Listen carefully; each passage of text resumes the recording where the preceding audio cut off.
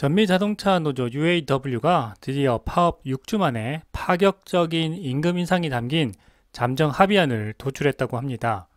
조합원 투표를 통해서 최종 확정하기까지는 열흘 정도의 기간이 걸리는데요. 이 기간을 감안하면 아마도 11월 초 정도가 되면 이 포드의 정상 가동을 기대할 수 있을 것 같습니다.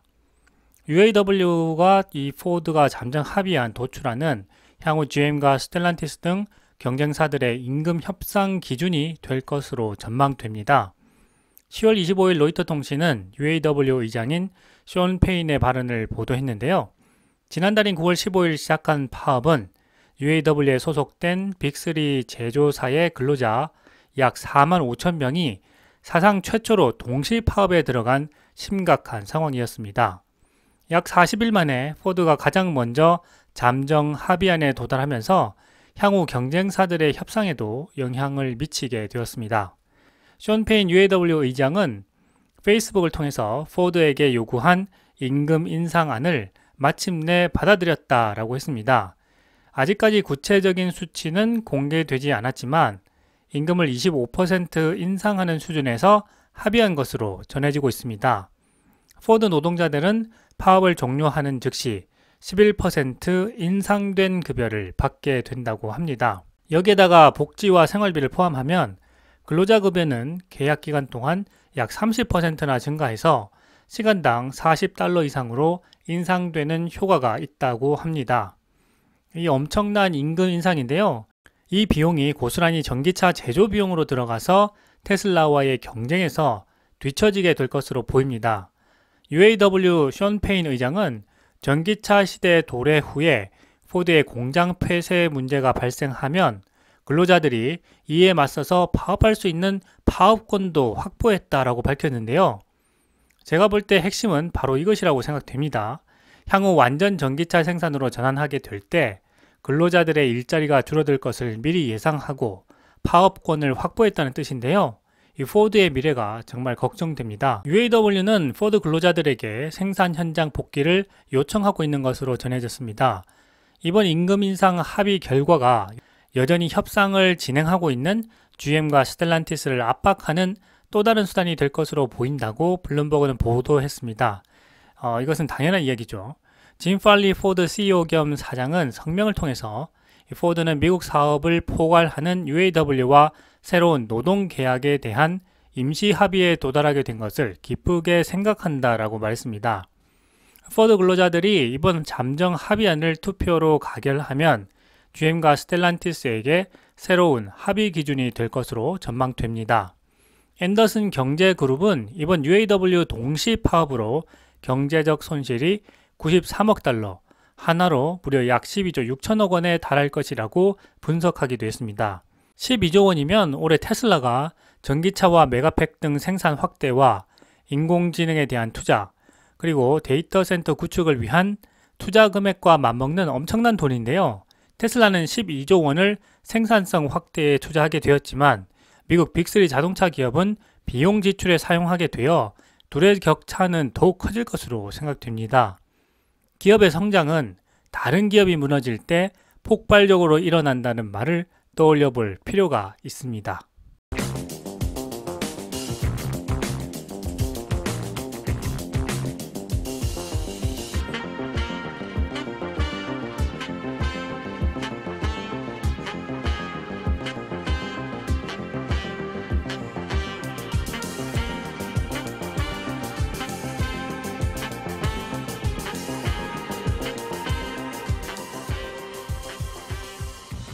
워렌 버핏이 휴스턴의 석유 생산업체 옥시덴탈 페트롤리엄 주식을 추가로 매입했다고 합니다. 10월 27일 AP통신에 따르면 버크셔 해서웨이는 최근 미국 증권거래위원회 SEC에 이번 주 들어서 2억 4,600만 달러, 하나로 3,300억 원을 투자해서 옥시덴탈 주식 400만 주를 매입했다고 보고했습니다.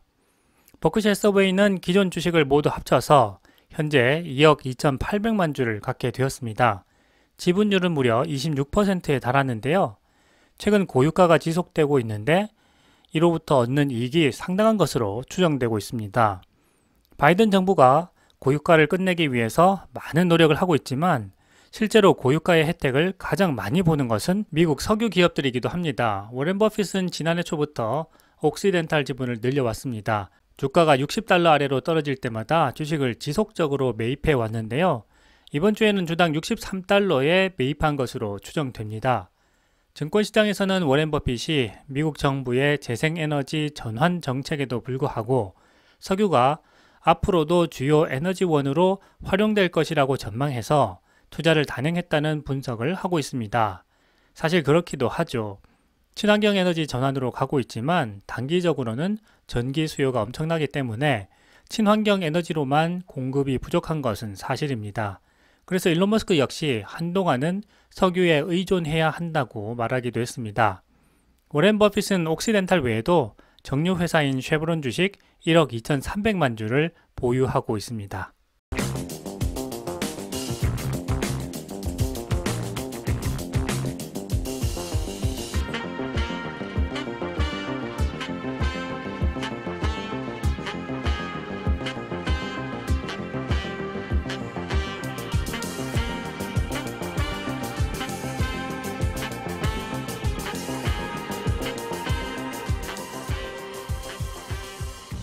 미국 경제 3분기 GDP가 4.9%로 발표됐습니다. 월가의 예상치보다 높은 깜짝 성장인데요. 10월 26일 미국 상무부는 3분기 GDP 성장률이 전년보다 4.9% 높게 집계됐다고 발표했습니다. 블룸버그 기준 시장 예상치는 4.5%였는데요. 0.4%포인트나 높은 수치가 나오면서 이 강한 성장률을 보여주었습니다. 지난 2분기 GDP 성장률은 2.1%였는데요. 이 수치보다 2.8%포인트나 성장한 것입니다. 미국의 3분기 GDP가 깜짝 성장한 것은 소비자들이 여름 휴가철에 예상보다 훨씬 더 많은 소비를 했기 때문으로 분석됩니다. 미국은 한국과 달리 직전 분기 대비 성장률을 연간 성장률로 환산해서 GDP 통계를 발표하고 있습니다. 현재 시장에서는 고금리 장기화 공포가 여전하지만 개인 소비 증가율은 4%로 2분기 증가율 0.8% 대비 큰 폭으로 상승했습니다. 소비뿐만 아니라 민간 투자도 8.4%나 증가해서 3분기 성장세를 끌어올리는 데 크게 기여했습니다. 미국 시장에 큰 의존을 하고 있는 우리나라는 3분기에 반도체 수출과 소비 회복에 힘입어서 전기 대비 GDP가 0.6% 성장했습니다. 당초에는 0.4%에서 0.5% 사이 예상했었는데요. 예상보다 괜찮은 실적이 나오면서 수출이 바닥을 찍었다는 분석도 나오고 있습니다. 그동안 경제 발목을 잡았던 민간 소비도 회복되면서 3분기 연속 플러스 성장세를 기록하고 있습니다. 미국 GDP 상승 전망에 미국 10년물 국채금리가 크게 상승하면서 빅테크 주가도 끌어내리고 시장 전체가 공포에 휩싸여 있는데요. 이럴 때 우량한 주식이 지나치게 낮은 주가로 내려왔다면 매수의 기회로 삼을 수도 있을 것 같습니다.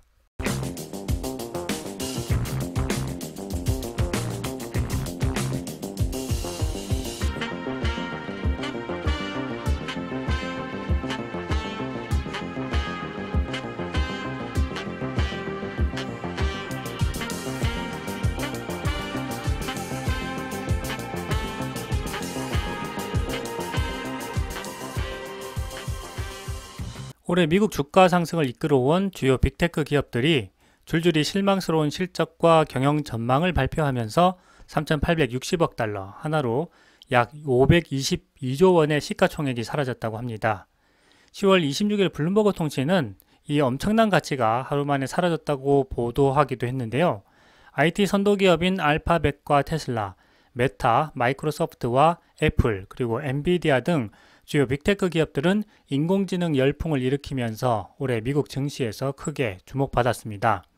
특히 1960년대 미국 서부 영화 황야의 7인 제목에서 비롯된 이름 매그니피센트 7이라는 별명을 얻기도 했는데요. 알파벳과 테슬라, 메타, 마이크로소프트 등은 3분기 실적 발표 후에 하락세를 보이면서 나머지 기업들도 10월 26일 주가가 크게 떨어졌습니다. 애플과 엔비디아는 다음 달 실적 발표 예정인데도 주가가 약세를 보이고 있습니다. 우려 때문에 주가에 미리 반영된 것으로 보이는데요. 매그니피센트 7 주가 급락이 전체 주식시장에도 영향을 주고 있습니다.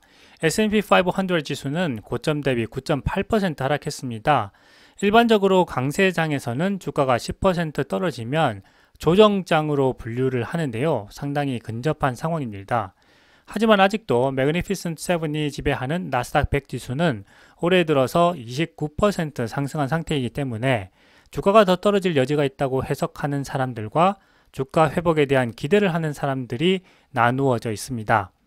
10월 26일 메타는 불확실한 경제 환경의 영향을 받고 있다고 밝히면서 광고 회복에 대한 기대감이 무너져서 주가가 3.7% 하락했습니다. 이틀간 하락률은 7% 정도입니다. 10월 25일 알파벳은 클라우드 사업부가 예상치를 밑도는 실적을 발표하면서 1,800억 달러에 육박하는 시가총액이 사라졌습니다. 이틀 동안 주가는 12% 하락했습니다.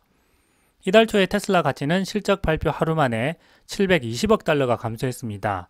빅7 중 유일한 희망이었던 마이크로소프트는 예상을 뛰어넘는 실적을 발표했음에도 불구하고 초기 상승세를 지키지 못하고 장 마감 후에 하락했습니다.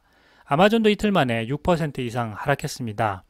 포토맥 웰스 어드바이저의 마크 아발론 대표는 이 기업들의 실적은 그렇게 나쁘지 않은데도 한두 가지 문제점을 발견하고 미국 최고의 기업을 쓰레기로 만들었다라고 평가하기도 했습니다.